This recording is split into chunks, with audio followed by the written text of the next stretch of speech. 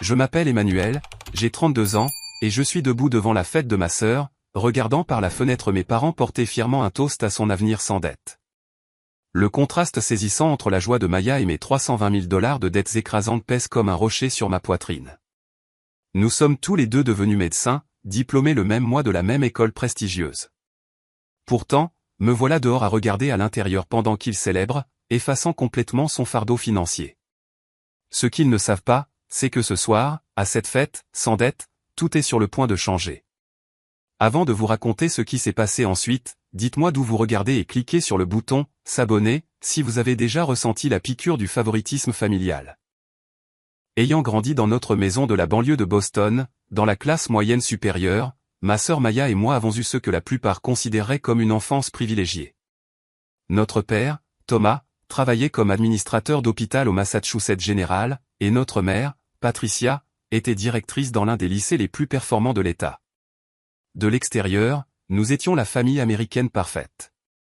Deux parents qui réussissent, élevant deux enfants brillants dans une maison coloniale de 4 chambres avec un jardin bien entretenu et un golden retriever nommé Cooper. Maya avait 3 ans de moins que moi, avec un charme naturel qui semblait captiver tous ceux qu'elle rencontrait. Même enfant, j'ai remarqué comment la température d'une pièce changeait quand elle entrait. Les adultes souriaient plus largement, leur voix s'adoucissait, et ils faisaient des efforts supplémentaires pour engager la conversation avec elle. Je n'en voulais pas vraiment. C'était ma petite sœur, et je l'aimais profondément. Mais je mentirais si je disais que je n'ai pas remarqué les différences subtiles dans la façon dont nous étions traités. Quand je ramenais des bulletins avec que des A, mes parents hochaient la tête avec approbation et disaient « Bon travail, Emmanuel. C'est ce que nous attendons. » Mais quand Maya ramenait ne serait-ce qu'un seul A au milieu d'une mer de B, il y avait des dîners de célébration et des éloges excessifs. Maya a travaillé si dur pour ça, expliquait-il quand je remettais en question la disparité. Ta sœur doit faire plus d'efforts que toi. Ce schéma a continué tout au long de notre enfance et de notre adolescence. Mes réussites étaient attendues. Les siennes étaient célébrées. Mes échecs étaient des déceptions. Les siens étaient des expériences d'apprentissage. J'ai développé un mécanisme d'adaptation très tôt. Je travaillais simplement 2 fois plus dur, visant à atteindre un niveau si élevé que la reconnaissance serait inévitable.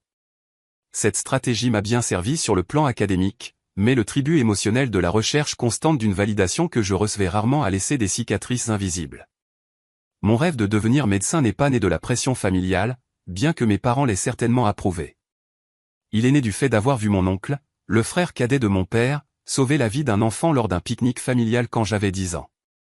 Oncle James, un médecin urgentiste, a pratiqué la RCR sur le fils d'un voisin qui était tombé dans le lac. La façon dont il est passé d'un membre de la famille joviale à un professionnel concentré en un instant, la compétence de ses mains alors qu'elle redonnait vie à ce petit corps, cela a laissé une impression indélébile. C'est ce que je veux faire, ai-je dit à mes parents ce soir-là. Ils ont souri et hoché la tête, mais je ne pense pas qu'ils l'aient pris au sérieux au début. Tout au long du lycée, j'ai maintenu des notes parfaites tout en participant à des concours de sciences, en faisant du bénévolat à notre hôpital local et en suivant des médecins dès que possible. Quand les lettres d'acceptation des programmes de premier cycle sont arrivées, j'ai choisi Johns Hopkins pour son solide programme prémédical.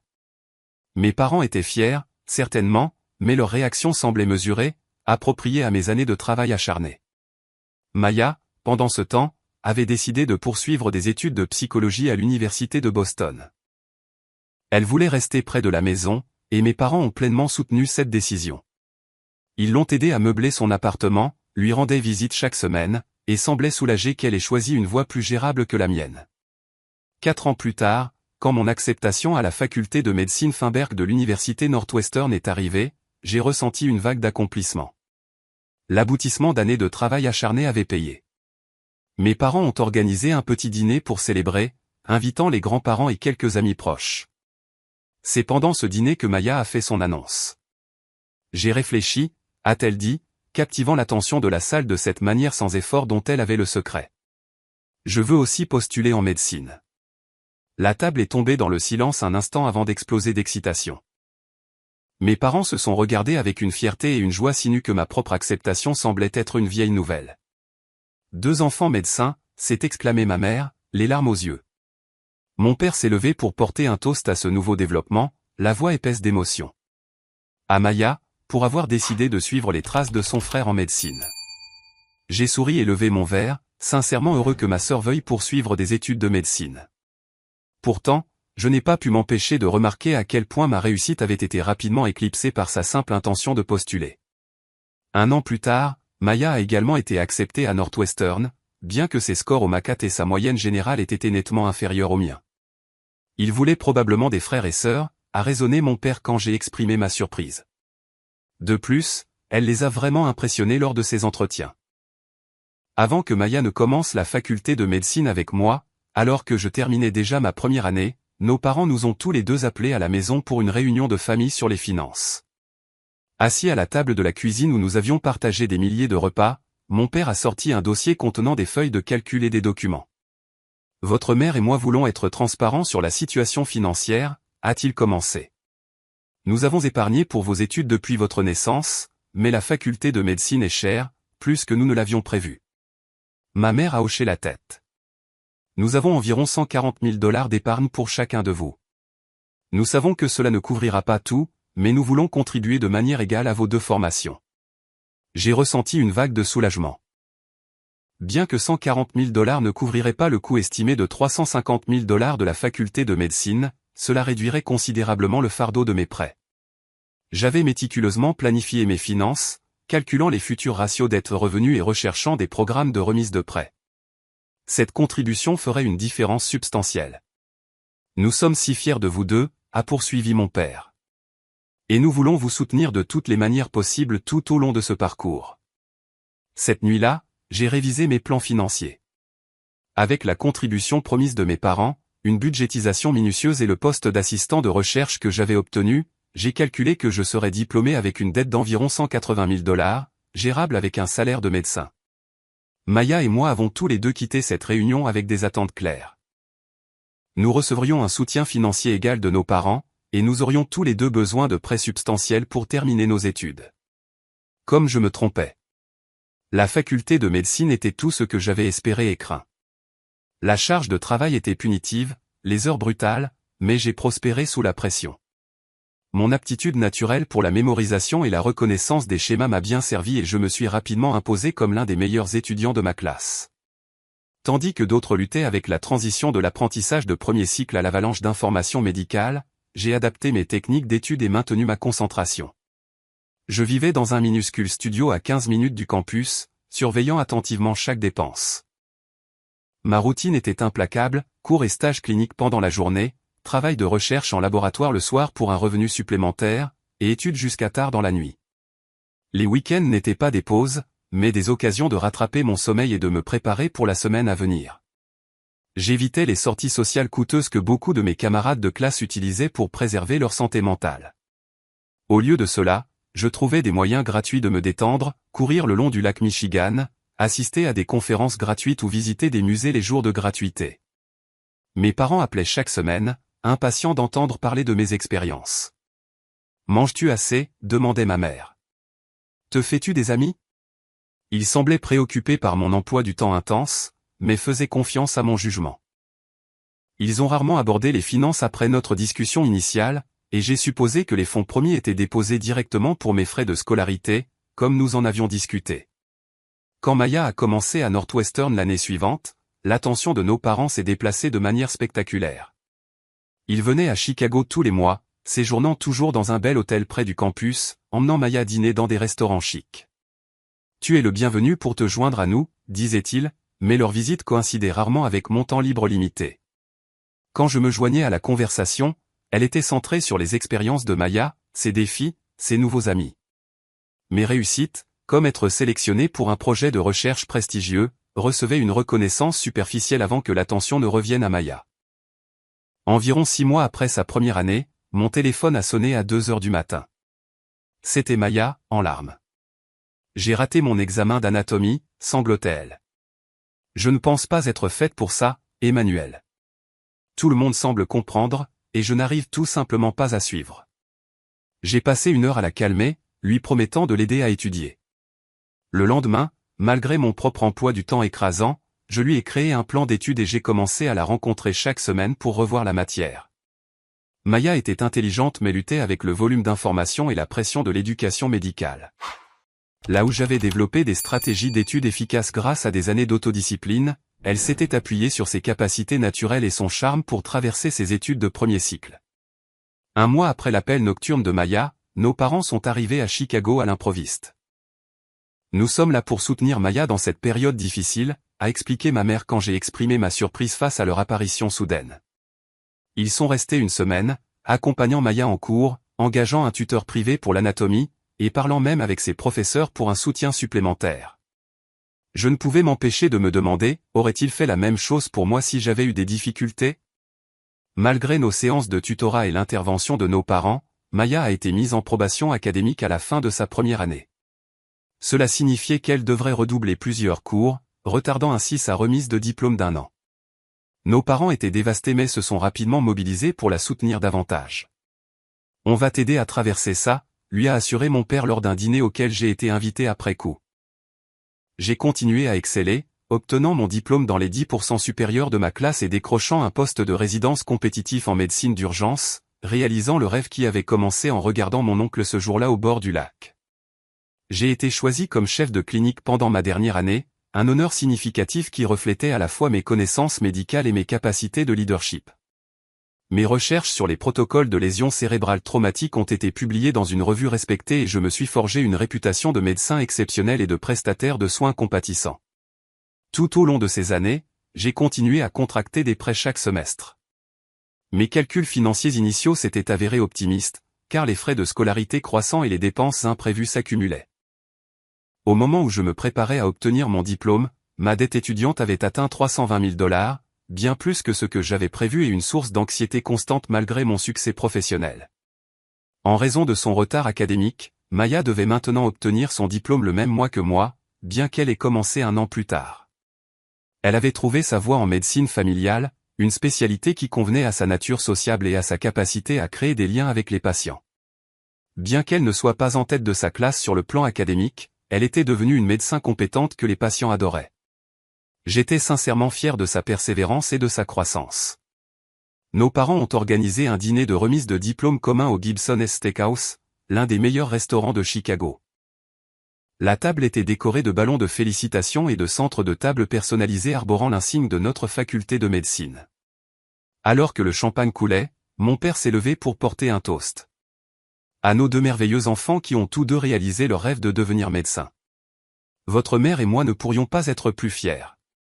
Après le dîner, ma mère a présenté à Maya une petite boîte en velours. À l'intérieur se trouvait le collier de perles de ma grand-mère, un héritage familial d'une valeur monétaire et sentimentale importante. Pour notre fille, le médecin, a dit ma mère, les larmes aux yeux en le lui attachant autour du cou. Mon père m'a ensuite tendu une enveloppe dans un petit paquet emballé. À l'intérieur de l'enveloppe se trouvait une carte de félicitations signée par les 2 parents. Le paquet contenait une montre, assez belle certes, mais achetée neuve dans un grand magasin et dépourvue de la signification émotionnelle de l'héritage familial donné à ma sœur. Merci, ai-je dit, gardant mon sang-froid malgré la disparité évidente des cadeaux. Je me suis dit, il doit y avoir une explication. Peut-être qu'il prévoyait autre chose, quelque chose de plus substantiel pour reconnaître mes années de travail acharné et de succès académiques. Peut-être qu'il gardait une autre surprise pour plus tard. J'avais partiellement raison sur le fait qu'une surprise était en préparation, mais ce n'était pas du tout ce que j'avais imaginé. 1 mois après la remise des diplômes, nos parents ont invité Maya et moi à dîner chez eux pour célébrer. Nous avions tous les 2 réussi à obtenir des postes de résidence à Chicago. Moi en médecine d'urgence au Northwestern Memorial, Maya en médecine familiale au Rush University Medical Center.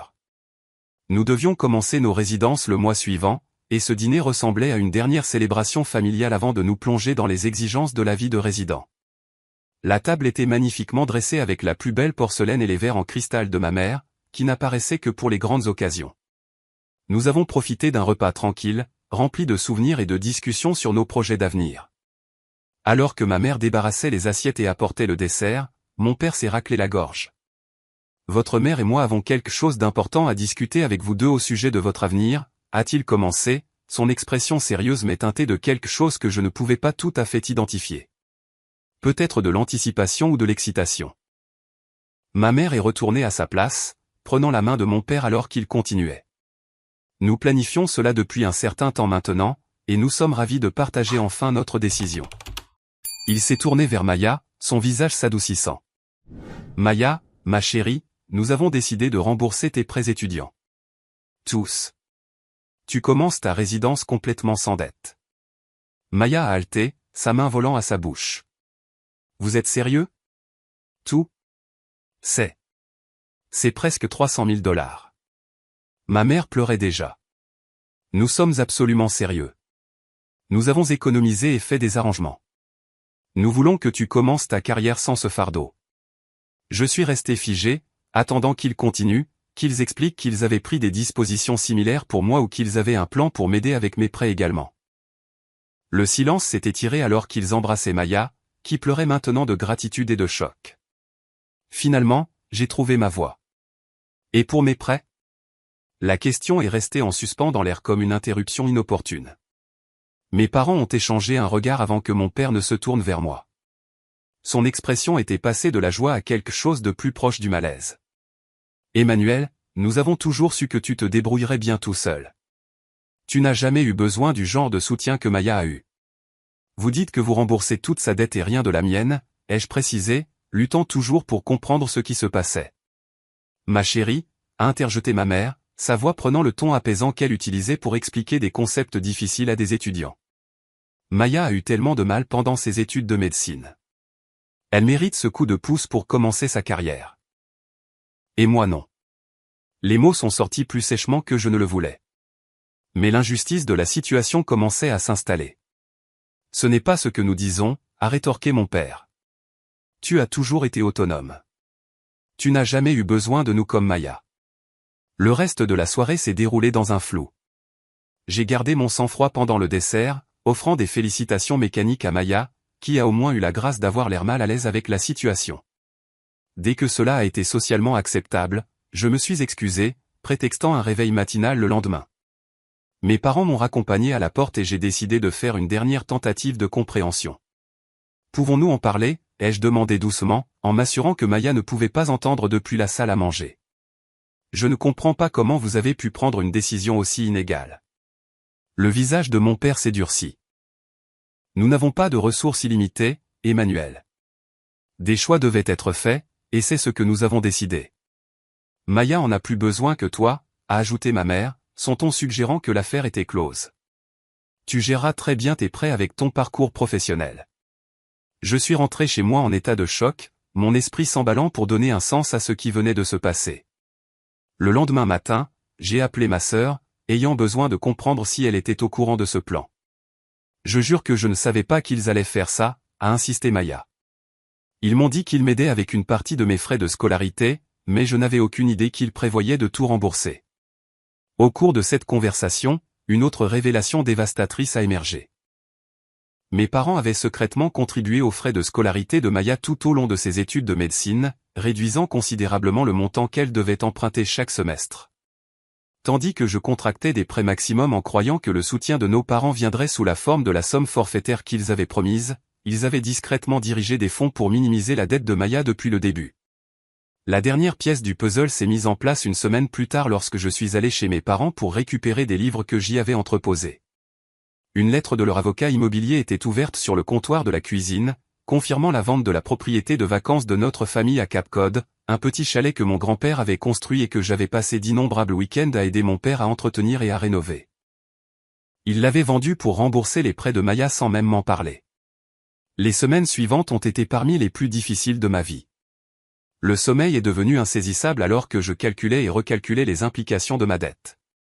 320 000 $ de prêts étudiants signifiaient 15 à 20 ans de mensualités importantes, même avec un salaire de médecin. Cela signifiait retarder l'achat d'une maison, fonder une famille, épargner pour la retraite. Pendant ce temps, Maya commencerait sa vie d'adulte sans fardeau, libre de faire des choix basés sur ses préférences plutôt que sur la nécessité financière. Au-delà des implications pratiques se trouvait la blessure émotionnelle plus profonde, mes parents croyaient que Maya méritait cet avantage et pas moi. Malgré mon excellence académique, mon dévouement, mes réussites, ils m'avaient jugé moins digne de leur soutien. M'avaient-ils toujours vu de cette façon? Toute mon enfance avait-elle été colorée par ce déséquilibre fondamental dans la façon dont ils évaluaient leurs enfants? Mon meilleur ami de la faculté de médecine, Jackson, m'a fourni la perspective extérieure dont j'avais désespérément besoin. Autour d'une bière dans son appartement, j'ai raconté toute la situation, luttant toujours pour y donner un sens. C'est dégueulasse, mec, a-t-il dit simplement. Je me fiche de la justification qu'il donne. Traiter ses enfants aussi différemment, c'est mal. Sa validation a libéré quelque chose en moi. Pendant des jours, je m'étais demandé si ma réaction était raisonnable, si j'étais égoïste de me sentir trahi. Entendre quelqu'un d'autre confirmer l'injustice de la situation m'a permis de reconnaître la profondeur de ma douleur et de ma colère. « Qu'est-ce que tu vas faire ?» a demandé Jackson. C'était la question que j'évitais. Que pouvais-je faire? La décision avait été prise, l'argent dépensé. Aucune protestation ne changerait ma réalité financière. Pourtant, quelque chose de fondamental avait changé dans ma compréhension de ma famille, et je ne pouvais pas simplement faire semblant du contraire. Je ne sais pas, ai-je admis. Mais je ne peux pas simplement accepter ça et passer à autre chose comme si de rien n'était. Après 2 semaines à traiter mes émotions avec le soutien de Jackson et plusieurs séances avec un thérapeute que j'avais trouvé à la hâte, j'ai décidé de tenter une conversation d'adulte raisonnable avec mes parents. J'ai passé des heures à me préparer à cette discussion, créant des feuilles de calcul qui illustraient la disparité du soutien financier, m'entraînant à ce que je dirais pour rester calme et factuel, et même en jouant des scénarios de réponse potentiels avec Jackson. J'ai invité mes parents à se rencontrer dans un lieu neutre, un café tranquille à mi-chemin entre nos maisons. Ils ont accepté, bien que le ton de ma mère suggère qu'elle considérait cela comme un geste dramatique inutile. Je voulais parler de la situation des prêts étudiants, ai-je commencé une fois que nous étions assis avec nos cafés. J'ai eu le temps d'y réfléchir et j'ai toujours du mal à comprendre la décision que vous avez prise. J'ai fait glisser le dossier contenant mes documents préparés sur la table. Ces feuilles de calcul montrent la différence de soutien financier entre Maya et moi. Comme vous pouvez le voir, la disparité est substantielle. Mon père a à peine jeté un coup d'œil au papier avant de les repousser vers moi. Emmanuel, nous comprenons que tu es déçu, mais nous avons pris la décision que nous pensions être la bonne pour notre famille. Comment créer une telle inégalité entre vos enfants peut-il être bon pour notre famille? Ai-je demandé, luttant pour garder ma voix égale. La vie n'est pas toujours juste, a dit ma mère, utilisant la même phrase qu'elle avait employée tout au long de notre enfance lorsque Maya recevait un traitement préférentiel. Nous avions des ressources limitées et nous devions faire un choix. Mais pourquoi ce choix? J'ai travaillé aussi dur que Maya. Plus dur, en fait, si nous sommes honnêtes sur les performances académiques et les contributions financières que j'ai faites pendant mes études. C'est exactement ça, a dit mon père en se penchant en avant. Tu as toujours été capable de prendre soin de toi. Maya a besoin de plus de soutien. Donc, je suis puni pour être autonome, pour ne pas avoir assez lutté. Ma mère a soupiré lourdement. Tu es égoïste, Emmanuel. Pourquoi ne peux-tu pas simplement être heureux pour ta sœur? La conversation s'est poursuivie sur ce schéma circulaire pendant près d'1 heure. Mes arguments soigneusement préparés ont été rejetés ou détournés. Mes émotions ont été qualifiées de jalousie mesquine. Mes parents se sont dépeints comme prenant des décisions difficiles mais nécessaires avec des ressources limitées, bien que les feuilles de calcul qu'ils refusaient d'examiner montraient clairement qu'ils avaient dépensé plus du double pour l'éducation de Maya que pour la mienne. J'ai quitté le café en me sentant pire qu'avant. Non seulement mes parents avaient refusé de reconnaître l'injustice de leurs actions, mais ils avaient recadré ma douleur légitime comme un défaut de caractère. J'étais égoïste de m'attendre à un traitement égal. J'étais jaloux de remettre en question leurs décisions. Je faisais une montagne d'une taupinière en n'acceptant pas simplement la disparité de 320 000 $ dans la façon dont ils évaluaient leurs enfants. 2 jours après cette conversation ratée, Maya m'a appelé. Sa voix avait une hésitation inhabituelle. Maman et papa organisent une fête, a-t-elle dit.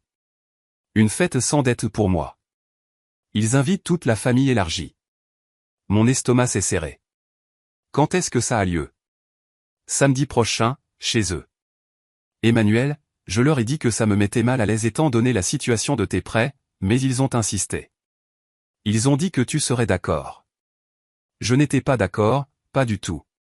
L'idée de regarder ma famille élargie célébrer le statut sans dette de ma sœur, un privilège accordé par le choix délibéré de nos parents de donner la priorité à son avenir financier sur le mien, me semblait comme du sel sur une plaie ouverte. viendras-tu, a demandé Maya après mon long silence. J'y réfléchirai, ai-je réussi à dire. Après avoir raccroché, j'ai reçu un texto de ma mère avec les détails formels de la célébration de la remise de diplôme sans dette de Maya. Le message se terminait par « Nous attendons de toi que tu sois là pour soutenir ta sœur. La famille passe avant tout. » L'ironie de cette dernière phrase ne m'a pas échappé. Le lendemain, j'ai reçu des appels de 2 tantes et de ma grand-mère, toutes mentionnant la célébration à venir. Il est devenu clair que mes parents avaient présenté cet événement non seulement comme une célébration pour Maya, mais aussi comme une vitrine de leur propre générosité. Les invitations qu'ils avaient envoyées soulignaient comment ils s'étaient sacrifiés pour s'assurer que leur fille puisse commencer sa carrière médicale sans le fardeau de la dette. Aucune mention n'était faite de leur fils, également récemment diplômé de la faculté de médecine, ni de sa dette considérablement plus importante. Mon exclusion du processus de planification était complète. Mes parents ne m'ont pas consulté sur la date, la liste des invités ou tout autre aspect de la célébration. On s'attendait à ce que j'y assiste en tant qu'invité, que je souris et félicite Maya, que je remercie nos parents pour leur générosité envers ma sœur, et que j'ignore l'inégalité flagrante de la situation.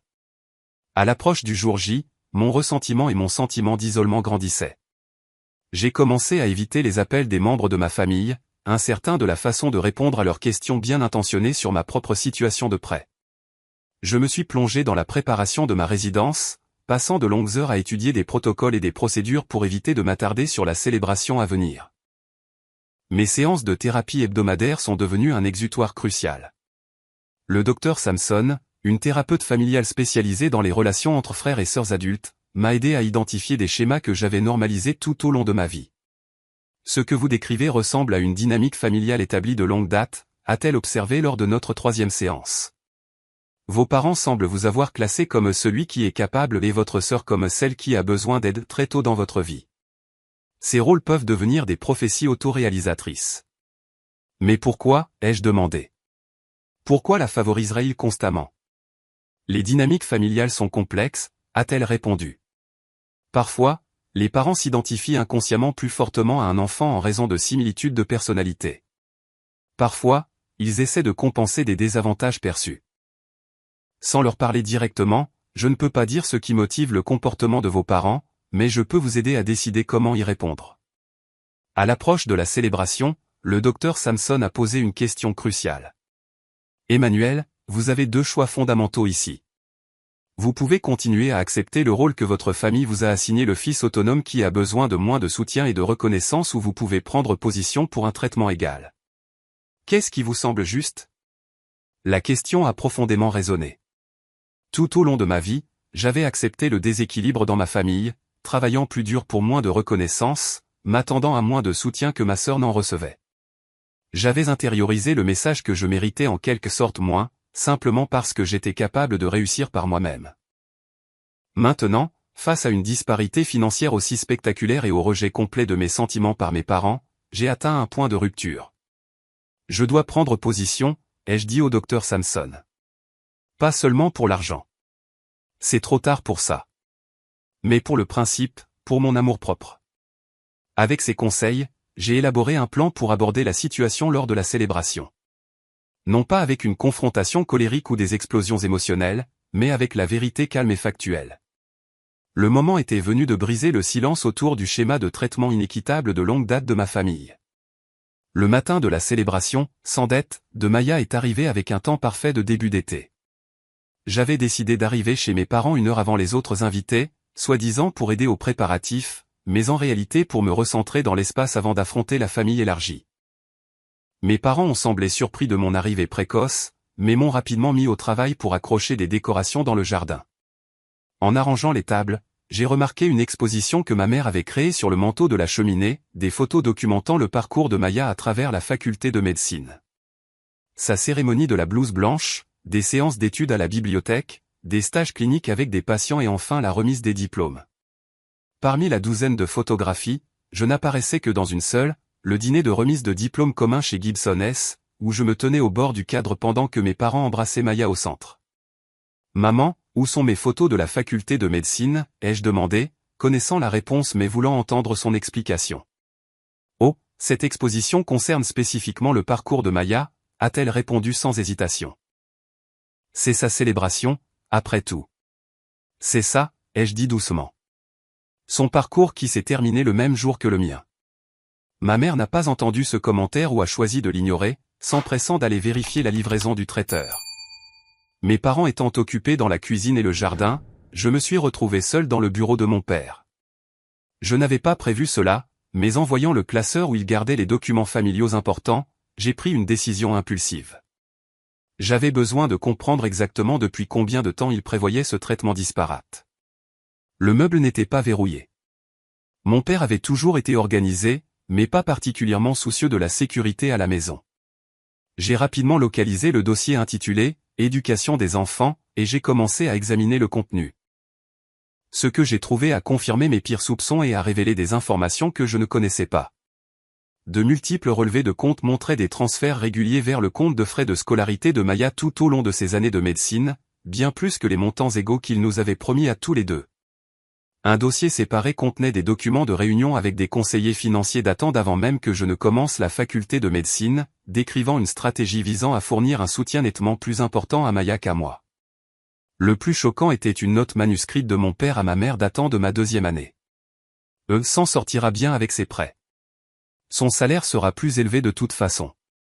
M a besoin d'un coup de pouce. Il n'avait jamais eu l'intention de nous soutenir de manière égale. La promesse faite à notre table de cuisine des années auparavant avait été une fausse déclaration délibérée. J'ai rapidement fait des copies des documents les plus pertinents à l'aide du scanner du bureau, je les ai envoyés à mon email avant de tout remettre soigneusement à sa place. Je ne savais pas encore comment j'utiliserais ces informations, mais je savais que j'avais besoin de preuves de ce que j'avais découvert. À 18 h, la maison était remplie de la famille élargie et de quelques amis proches. Mes grands-parents, tantes, oncles et cousins circulaient dans les pièces magnifiquement décorées, tous félicitant Maya pour sa réussite et son statut sans dette. L'atmosphère était festive avec des amuse-gueules de traiteurs, du champagne à flots et un gâteau personnalisé décoré de symboles médicaux et des mots « MD sans dette » en glaçage bleu. J'ai maintenu une façade polie, acceptant les accolades de parents que je n'avais pas vus depuis des mois ou des années, détournant les questions sur ma propre situation financière avec des réponses vagues sur le fait de « travailler sur un plan ». Mon oncle James, le médecin urgentiste qui avait inspiré mon choix de carrière, sembla remarquer mon malaise, me prenant à part près de l'escalier. « Ça va, Emmanuel ? Tu as l'air un peu bizarre. »« Juste fatigué, » ai-je répondu, « je me prépare pour la résidence. » Il a étudié mon visage, peu convaincu. « J'ai entendu dire que tes parents avaient remboursé les prêts de Maya. Un cadeau plutôt généreux. » « Très généreux, » ai-je acquiescé, incapable de dissimuler le mordant de ma voix. « Et les tiens ?» a-t-il demandé directement. La simple question a failli briser mon sang-froid soigneusement entretenu. Apparemment, je suis seul pour ça. L'expression d'oncle James est passée à une véritable surprise. Complètement. Ça ne semble pas, il s'est interrompu. Je suis désolé d'apprendre ça, Emmanuel. Ça doit être difficile. Sa reconnaissance, la première d'un membre de la famille, a desserré quelque chose de serré dans... Ça doit être difficile. Sa reconnaissance, la première d'un membre de la famille, a desserré quelque chose de serré dans ma poitrine. Ça l'est. Mais apparemment, j'ai toujours été le capable qui n'a pas besoin d'aide. Avant qu'il ne puisse répondre, mon père a attiré l'attention de tout le monde au centre du salon où lui et ma mère se tenaient avec Maya entre eux. L'heure des toasts était arrivée. Mon père a levé son verre de champagne. Patricia et moi voulons remercier tout le monde d'être venus célébrer cette occasion spéciale. Comme beaucoup d'entre vous le savent, nous avons toujours cru au soutien de l'éducation de nos enfants au mieux de nos capacités. Il a regardé la pièce avec fierté. Aujourd'hui, nous sommes ravis de célébrer la réussite de Maya qui a terminé ses études de médecine complètement sans dette grâce à notre soutien financier. Des murmures d'approbation parcoururent l'assemblée. Ma mère a continué, nous avons toujours essayé de soutenir nos deux enfants de manière égale tout au long de leur parcours, et nous ne pourrions être plus fiers de nos deux médecins. Le mensonge flagrant m'a frappé comme un coup physique. Il prétendait publiquement nous avoir soutenus de manière égale tout en célébrant l'énorme cadeau financier accordé exclusivement à Maya. Maya a ensuite pris la parole, remerciant nos parents en larmes pour leur sacrifice et leur incroyable générosité. Elle a mentionné à quel point elle était reconnaissante de commencer sa carrière sans le fardeau auquel tant de jeunes médecins sont confrontés. Tout au long de son discours, elle m'a jeté un regard mal à l'aise, mais a continué avec le récit que nos parents avaient établi. Alors que les applaudissements remplissaient la pièce après les toasts, j'ai ressenti un calme étrange s'installer. La décision avec laquelle je luttais s'est clarifiée à ce moment-là. Je ne pouvais pas laisser cette fiction publique perdurer sans contestation. Pas pour l'argent, ce bateau avait coulé, mais pour la vérité et pour ma propre dignité. Je me suis avancé, faisant teinter doucement mon couteau contre mon verre pour attirer l'attention. La pièce s'est tue, les visages se tournant vers moi avec attente. L'expression de mes parents est passée de la confusion à l'alarme alors que je me déplaçais pour me tenir en face d'eux. J'aimerais aussi dire quelques mots, si cela ne vous dérange pas, ai-je commencé, ma voix stable malgré mon cœur qui battait la chamade. Tout d'abord, félicitations à Maya pour avoir terminé ses études de médecine et obtenu un excellent poste de résidence. C'est vraiment quelque chose à célébrer. J'ai fait une pause, prenant une profonde inspiration avant de continuer. Cependant, je pense qu'il est important que notre famille ait tous les faits sur la situation financière célébrée aujourd'hui. Mon père a fait un demi-pas en avant. Emmanuel, ce n'est pas le moment. En fait, papa, je pense que c'est exactement le moment, puisque vous avez réuni la famille pour célébrer vos décisions financières. Je me suis tourné pour m'adresser au groupe plus large. Ce que beaucoup d'entre vous ne savent peut-être pas, c'est que tandis que nos parents ont entièrement remboursé les prêts étudiants de Maya, d'un montant d'environ 290 000 $, je commence ma résidence avec une dette de 320 000 $. La pièce est tombée dans le silence. Je pouvais voir le choc s'inscrire sur plusieurs visages. Il y a des années, nos parents ont promis de nous soutenir tous les deux de manière égale pendant nos études de médecine. Cette promesse a été rompue. J'ai sorti mon téléphone de ma poche, ouvrant l'email contenant les documents que j'avais scannés plus tôt. J'ai découvert aujourd'hui qu'ils avaient planifié cette disparité depuis des années, me trompant délibérément sur leurs intentions. J'ai levé le téléphone, bien que je n'ai pas eu besoin de montrer les documents. Le fait qu'ils existent suffisait. Je ne partage pas cela pour embarrasser qui que ce soit ou pour diminuer la réussite de Maya. Je le partage parce que je crois que les familles devraient être honnêtes les unes avec les autres et parce que j'ai passé toute ma vie à accepter moins de soutien, moins de reconnaissance et moins de célébration que ma sœur, sous prétexte d'être le capable. Le visage de ma mère était devenu exsangue. Mon père avait l'air furieux. Maya se tenait entre eux, son expression un mélange complexe d'embarras, de culpabilité et de choc. Je ne m'attends pas à ce que cette révélation change quoi que ce soit financièrement, ai-je poursuivi, ma voix se faisant plus forte. La décision a été prise, l'argent dépensé, mais je voulais que la vérité soit reconnue parce que prétendre que c'était une répartition égale du soutien est une fiction à laquelle je ne peux plus participer. J'ai levé mon verre dans un dernier geste. À la vérité dans les familles, aussi inconfortable soit-elle. Le silence qui a suivi a été assourdissant. Puis, du coin de la pièce, oncle James a levé son verre. À la vérité, a-t-il répété. Ma grand-mère a suivi. Puis, une tante, puis plusieurs cousins. Tout le monde n'a pas participé au toast. Beaucoup avaient l'air trop choqués ou mal à l'aise, mais assez l'ont fait pour que je sache que mon message avait été reçu. Mes parents n'ont pas levé leur verre. Ils sont restés figés, leur récit soigneusement construit d'un soutien généreux et égal publiquement démantelé. Maya, à son crédit, a croisé mon regard et a lentement levé son verre également. La célébration s'est effectivement terminée avec mon toast. Les invités ont commencé à trouver des excuses pour partir, l'atmosphère festive irrévocablement altérée. Je suis resté calme, répondant honnêtement aux questions mais sans m'étendre lorsque des parents m'approchaient en privé. Plusieurs ont exprimé leur choc face à la disparité et ont offert leur soutien. D'autres semblaient mal à l'aise mais n'ont pas commenté directement ce que j'avais révélé. Alors que les derniers invités partaient, je me suis préparé à partir également. Mes parents m'ont intercepté à la porte, tous deux visiblement en colère sous leur calme forcé. « Comment oses-tu nous embarrasser comme ça » a sifflé mon père. « C'était censé être une célébration pour ta sœur. »« Ça l'était toujours » ai-je répondu. J'ai simplement ajouté le contexte qui manquait. « Tu n'avais pas le droit d'étaler les affaires de famille devant tout le monde » a ajouté ma mère. « Vous en avez fait l'affaire de tout le monde quand vous les avez invités à célébrer votre favoritisme financier » ai-je rétorqué. J'ai seulement ajouté l'image complète à celle que vous présentiez. Maya est apparue derrière eux, les yeux rouges de larmes. Emmanuel, je ne savais vraiment rien de tout ça. Je le jure. Je l'ai cru. Maya avait bénéficié du traitement préférentiel de nos parents tout au long de notre vie, mais elle ne l'avait jamais orchestré. Je sais, Maya. Il ne s'agit pas de toi. Il s'agit d'un schéma qui a existé toute notre vie, et de ma décision de ne plus l'accepter en silence. Sur ce, j'ai quitté la maison de mon enfance, incertain de quand ou si j'y retournerais, mais certain qu'un changement fondamental s'était produit dans la dynamique de ma famille. Pour le meilleur ou pour le pire, les règles tacites qui avaient régi nos relations pendant des décennies avaient été explicitement remises en question, et il n'y avait pas de retour en arrière possible à la fiction confortable dans laquelle nous avions vécu auparavant. Les jours qui ont suivi la célébration, sans dette, de Maya ont été étrangement calmes. Mon téléphone, habituellement illuminé de messages de groupes familiaux et d'appels occasionnels de mes parents, est resté silencieux. Je me suis plongé dans la préparation de ma résidence, qui devait commencer dans seulement 3 semaines. La confrontation m'avait laissé émotionnellement vidé mais aussi étrangement libéré. Pour la première fois de ma vie, j'avais directement défié la dynamique familiale qui avait tant façonné mon existence.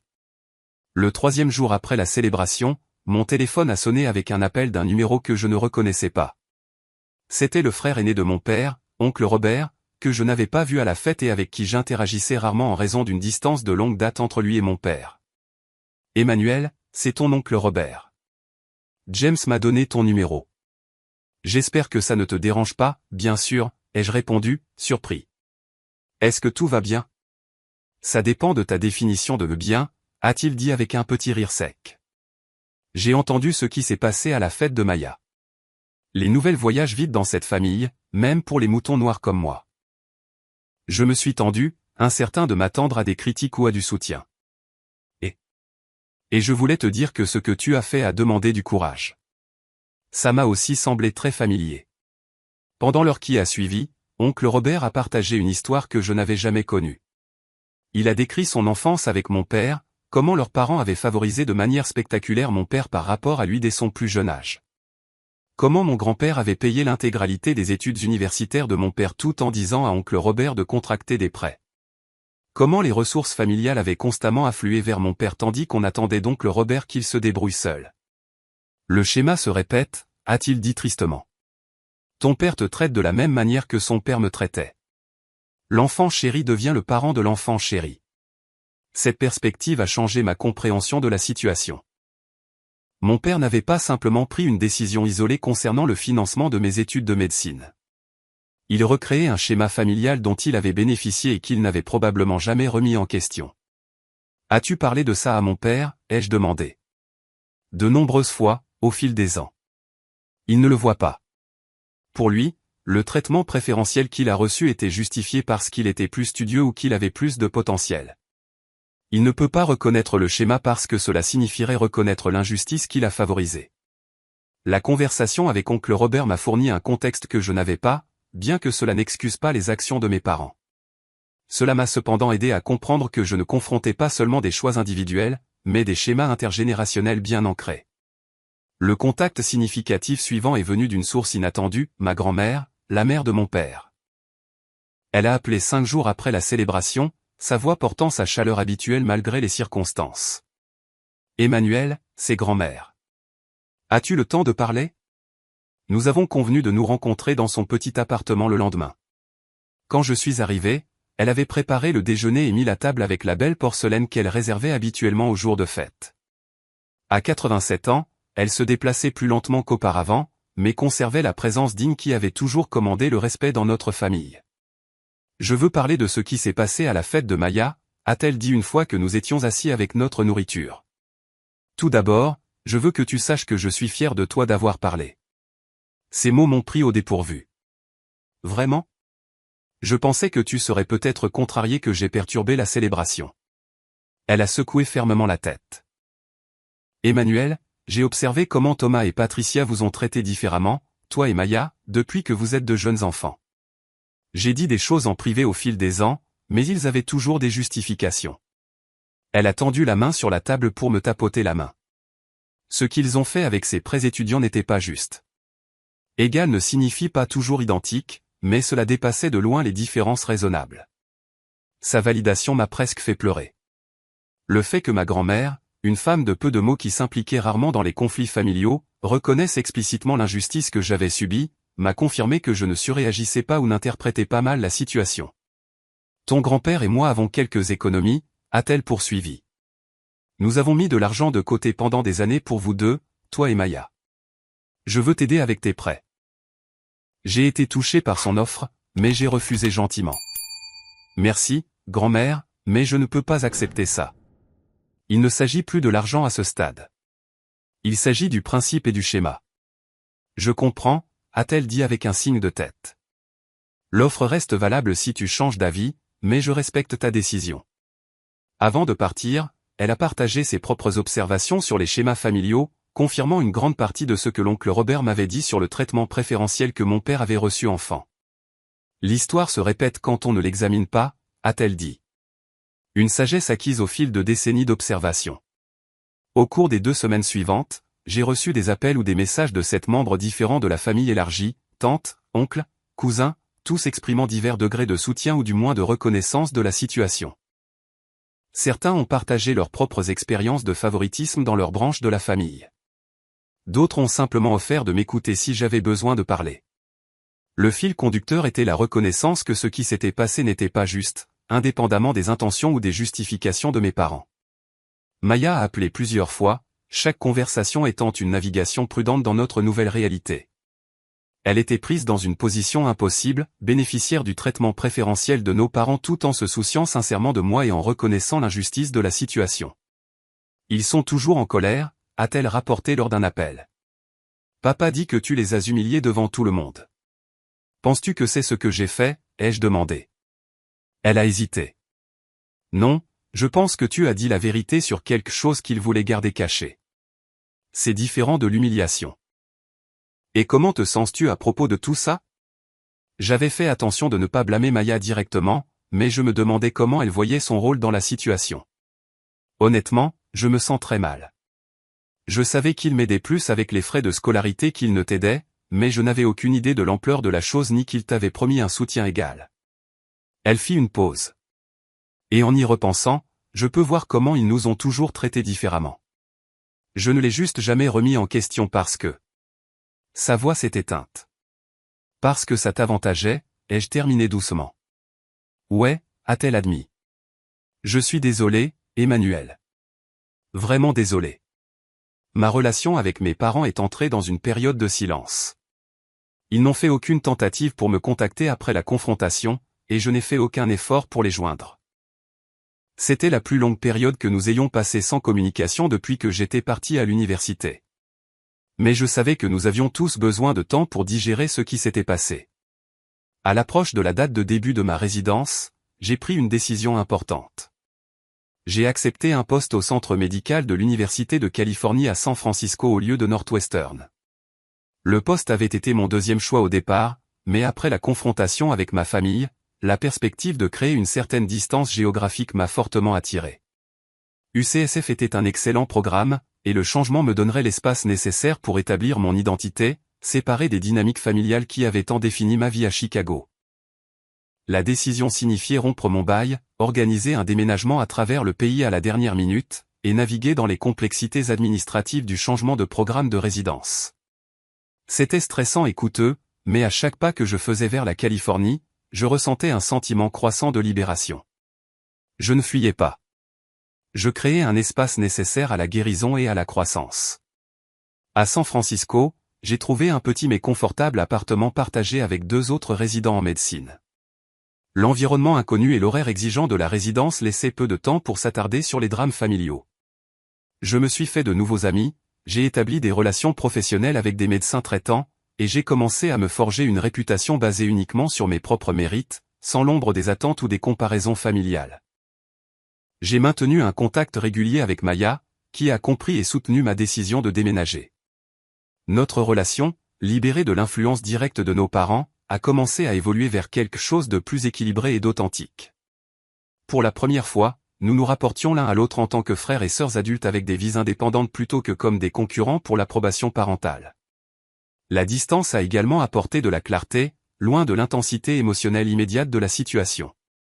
Je pouvais voir plus objectivement comment les schémas familiaux de longue date avaient façonné tous nos comportements. Le favoritisme de mes parents, l'acceptation par Maya du traitement préférentiel, ma surperformance à la recherche de reconnaissance. Aucun de nous n'avait délibérément créé cette dynamique. Pourtant, nous avions tous participé à la maintenir jusqu'à ce que je rompe finalement le schéma avec ma confrontation. Pendant cette période de contact limité avec mes parents, j'ai trouvé un sens inattendu à mon travail. Le service des urgences était exigeant et souvent chaotique, mais j'ai prospéré dans cet environnement. Traiter des patients en crise, des crises cardiaques au traumatisme en passant par les urgences de santé mentale, m'a donné un but immédiat et un sentiment d'impact qui transcendait mes luttes personnelles. En aidant les autres à traverser leurs pires jours, j'ai trouvé la guérison pour mes propres blessures. 6 semaines après le début de ma résidence, j'ai reçu ma première facture de prêt étudiant, un rappel brutal de la réalité financière à laquelle je faisais face. Le paiement mensuel était substantiel, même avec le plan de remboursement prolongé que j'avais choisi. Chaque paiement serait un rappel de 20 ans de la décision de mes parents. Mais j'ai résolu de ne pas laisser l'amertume définir mon avenir. Je paierai ma dette, je construirai ma carrière, et je créerai une vie basée sur des valeurs différentes de celles qui avaient façonné ma famille d'enfance. 3 mois après le début de ma résidence à San Francisco, j'ai reçu un texto inattendu de Maya. J'ai pris quelques jours de congé, je prends l'avion pour SF demain. On peut se voir? J'ai immédiatement accepté, curieux de sa décision soudaine de me rendre visite. Nous nous sommes arrangés pour nous retrouver dans un petit café près du Golden Gate Park. Maya est arrivée, l'air à la fois nerveuse et déterminée, me serrant fort dans ses bras avant que nous ne nous asseyions avec nos cafés. J'ai beaucoup réfléchi, a-t-elle commencé sans préambule, à notre famille, à la façon dont maman et papa nous ont traités différemment toute notre vie, auprès. Elle a pris une profonde inspiration. Je veux m'excuser, Emmanuel, pas seulement pour la situation de la dette, mais pour n'avoir jamais reconnu le schéma auparavant. J'ai bénéficié de leur favoritisme pendant des années et je ne l'ai jamais remis en question. Sa franchise m'a surpris. Ce n'était pas ta responsabilité de corriger leur comportement, Maya. Peut-être pas, mais j'aurais pu le voir et dire quelque chose. J'aurais pu refuser le traitement spécial ou du moins reconnaître ce qui se passait. Elle a croisé mon regard. Depuis la fête, je confronte maman et papa sur la façon dont ils t'ont traité. Ils ne l'ont pas bien pris au début, mais je pense qu'ils commencent à écouter. J'ai ressenti un mélange complexe d'émotions, de l'appréciation pour les efforts de Maya, du scepticisme quant à la capacité de nos parents à changer, et une vague surprenante de protection envers ma sœur, qui défiait nos parents en mon nom. Ça n'a pas dû être facile, ai-je reconnu. Merci de l'avoir fait. Maya a hoché la tête, puis a fouillé dans son sac et en a sorti une enveloppe. Il y a autre chose. Je veux t'aider avec tes prêts. À l'intérieur de l'enveloppe se trouvait un chèque de $50 000. Maya, je ne peux pas accepter ça. S'il te plaît, Emmanuel. J'ai beaucoup réfléchi à ça. Ce n'est pas juste que je commence ma carrière sans dette alors que tu es accablé de prêts parce que nos parents ont décidé que je méritais plus d'aide. Il s'agit de rendre les choses plus équitables. J'ai doucement repoussé l'enveloppe sur la table. J'apprécie le geste plus que je ne peux le dire, mais ce n'est pas à toi de réparer ça. Tu n'as pas créé cette situation. Mais j'en ai profité, a-t-elle insisté. Ça ne fait pas de toi la coupable. J'ai pris sa main. Ce qui compte plus pour moi que l'argent, c'est de reconstruire notre relation en tant qu'égaux, sans la dynamique que nos parents ont créée. C'est ce qui se passe en ce moment, et ça vaut plus que n'importe quel chèque. Maya a à contre-cœur remis le chèque dans son sac, mais notre conversation s'est poursuivie pendant des heures, plus ouverte et honnête que jamais. Pour la première fois, nous avons discuté de notre enfance de nos deux points de vue. Comment j'avais vécu le fait d'être tenu à des normes plus élevées tout en recevant moins de reconnaissance, et comment elle avait navigué en étant simultanément avantagée par le favoritisme de nos parents tout en ressentant la pression subtile d'attentes plus faibles. Je me suis toujours senti comme si je vivais dans ton ombre sur le plan académique, a-t-elle admis. C'est peut-être pour ça que je n'ai jamais remis en question quand ils m'ont donné de l'aide supplémentaire. J'avais l'impression d'en avoir besoin pour rivaliser avec toi. Cette perspective ne m'était pas venue à l'esprit. Alors que je n'avais vu que le traitement préférentiel, Maya avait vécu sa propre relation complexe avec les attentes différentes de nos parents. Le favoritisme qui l'avait avantagé financièrement avait aussi, d'une certaine manière, miné sa confiance en ses propres capacités. À la fin de sa visite de 3 jours, Maya et moi avions établi une nouvelle base pour notre relation d'adulte, une basée sur la compréhension et le respect mutuel plutôt que sur la dynamique compétitive que nos parents avaient favorisée. Elle est retournée à Chicago avec la promesse de rester en contact régulier, indépendamment de l'implication de nos parents. 6 mois après la confrontation à la fête de célébration, j'ai reçu un email de mon père. L'objet était simple, pouvons-nous parler? Le message était bref, me demandant si je serais d'accord pour avoir une conversation téléphonique. Malgré mon appréhension, j'ai accepté. L'appel a commencé maladroitement, avec des banalités sur ma résidence et le temps à San Francisco. Finalement, mon père s'est raclé la gorge. Emmanuel, je veux m'excuser de la façon dont nous avons géré la situation avec tes prêts étudiants et ceux de Maya.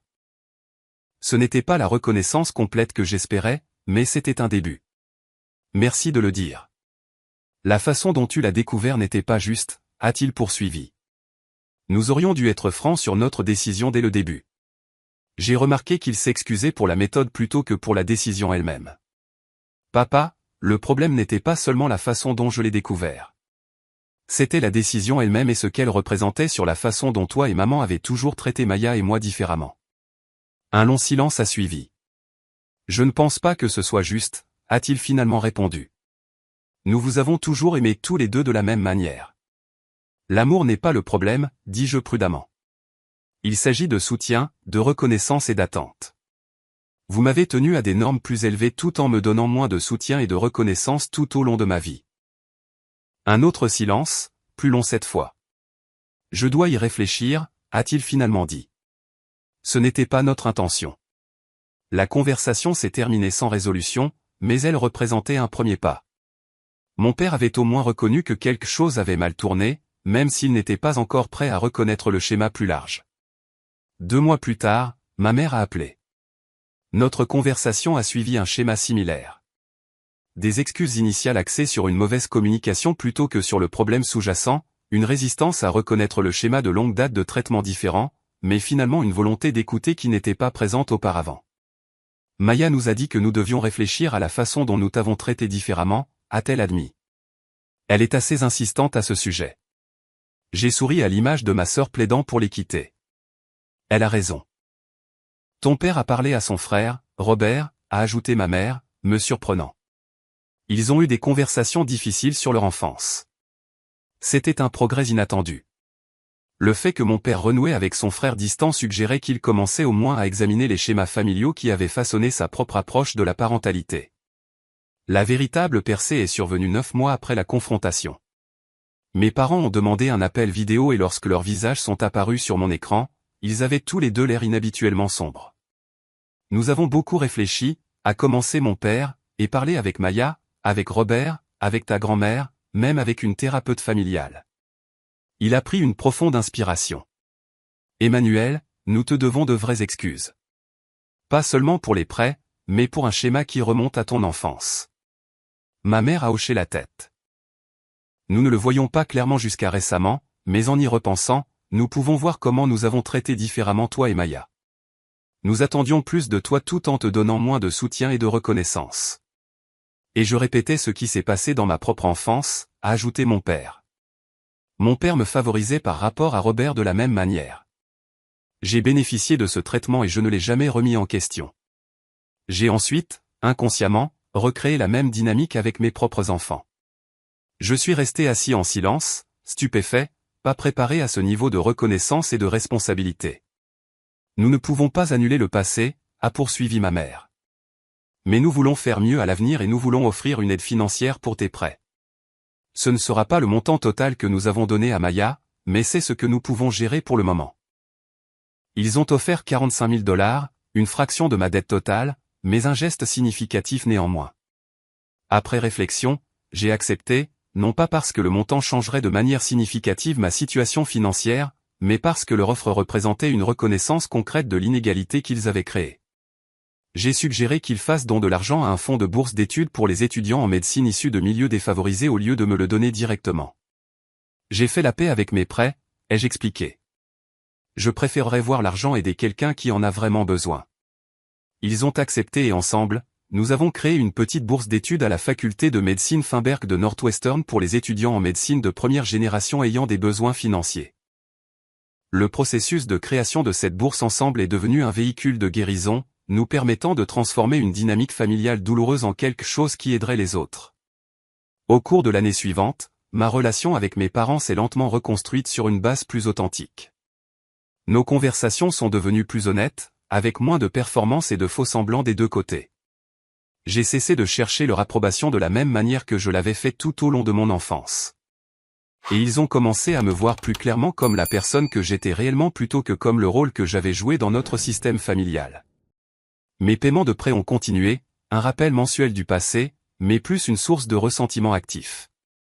J'avais créé un plan de remboursement solide qui effacerait ma dette en 15 ans, plutôt si ma carrière progressait comme prévu.